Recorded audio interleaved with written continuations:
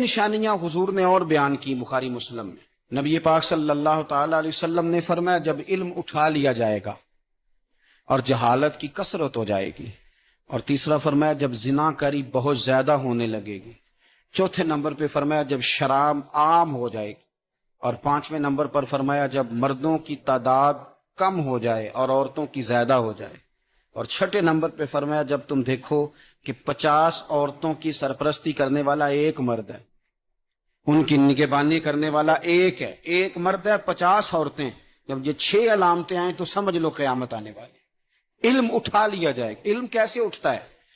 علماء جب چلے جاتے ہیں اور پیچھے نئے علماء تیار نہیں ہوتے تو پھر علم اٹھ جاتا ہے۔ بہت سارے ضلعوں کے ضلع ایسے ہیں جہاں عالم نہیں ملتا، سکا آدمی نہیں ملتا، ضلعوں کے ضلع۔ ہمیں شوق ہی نہیں کہ ہمارا بچہ عالم بنے، ہمارا مزاج ہی نہیں، اور علم کی بات ہم سنتے بھی نہیں، نہ ان لوگوں کے قریب بیٹھنا، ان سے کچھ لینا ہمارا مزاج ہوتا ہے جو علم کے معاملے میں رسوخ رکھتے ہیں، ہمارا مزاج ہی نہیں۔ علم اٹھتا جا رہا ہے۔ یہ اس مہینے میں درجنوں علماء چلے گئے، درجنوں۔ ہم علماء کو نہیں جانتے، ہم تو واعظین کو جانتے ہیں جن کی شہرت زیادہ ہوتی ہے۔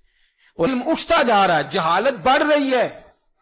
آپ یقین کریں کہ فتویٰ لینے کے لیے سکا آدمی نہیں ملتا، اور ہم اپنے بچوں کو اس فیلڈ میں لانے کو تیار نہیں۔ میرے حضور نے فرمایا جب زنا بڑھنے لگے، کیسے کہوں کہ عالمی اعداد و شمار کہتے ہیں پاکستان میں زنا تیزی سے سستا ہوتا جا رہا ہے، زنا کرنا آسان ہو رہا ہے، شرابیں فخر کے طور پر پی جاتی ہیں۔